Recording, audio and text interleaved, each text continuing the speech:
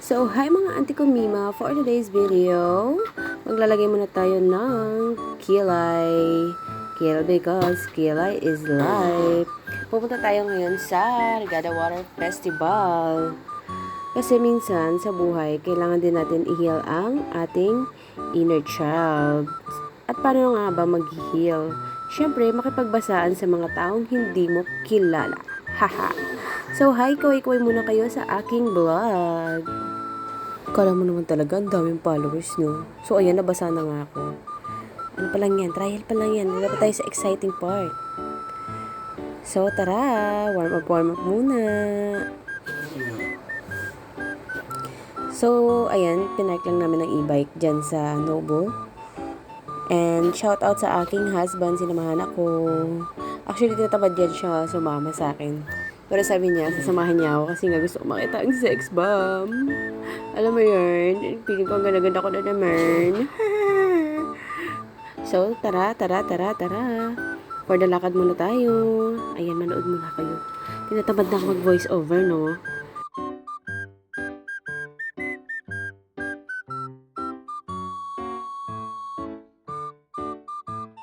So, ayun na nga, pupunta na tayo sa main stage kung saan doon magpe-perform ang sex bomb Get Out. So, ayan, panoorin nyo muna yung mga nagbubudods. May mga kumakaldagdan, no? Mga ano yan, mga ano yun, yung mga zumba, eme, ganun. So, ayan, oh, go. Hala, sige, fuck. Oh, for the kaldag, si kuya. Oh, hi, kaway muna. Kala mo talaga sikat. So, ayun na nga. Na-hold up yung asawa ko. Andiyan yung mga tropa niya. O yan. Kung nakamay-kamay siya, kala mo tatakbo ng kagawad. Charot.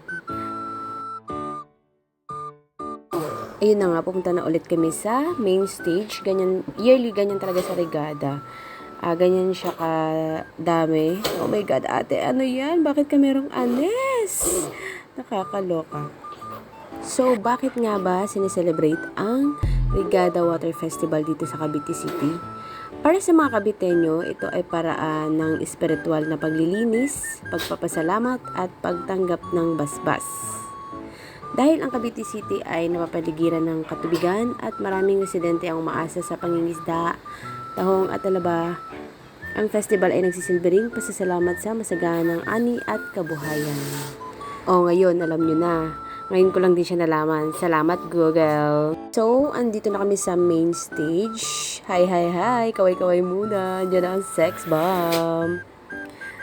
O yung ano ko dyan, asawa ko. Shout out. Kanina pa yan siya.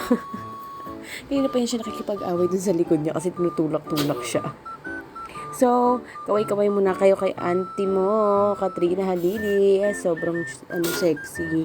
Ang kinis niya. Grabe, ang ganda-ganda. Na-starstruck talaga ako sa kanya. Siyempre, galing siya sa starstruck. Kaya mas starstruck ka talaga. Eme. Oh, kaway muna. Ganyan karami ang tao kanina. Anyways, malapit na dumating ang sex bomb. Actually, na-traffic talaga sila sa Nobeledsa. Kaya natagalan. Umabot kami ng 2:00. So, ayan na nga. Inintay natin. Excited na kami. Ayan, grabe. Papaiyak talaga ako pag nakikita ko sila. Grabe. Alam mo yun, tagal mo na silang gusto makita.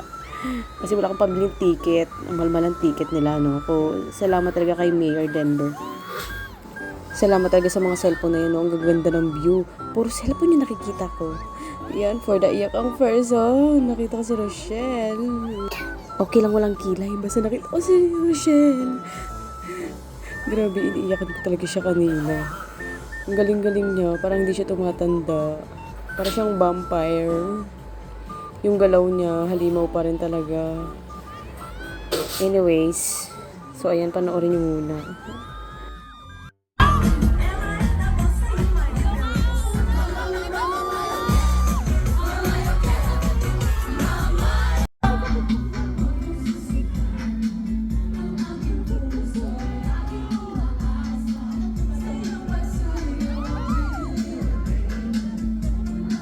So, pagtapos pagkatapos ng mga auntie ko Mima, umuwi na kami. Kasi nga, hapon na. So, ayan na nga, pagtapos ng sakuna. Bugs, sunburn, ang hapti niya. So, hanggang dito na lang. Bye!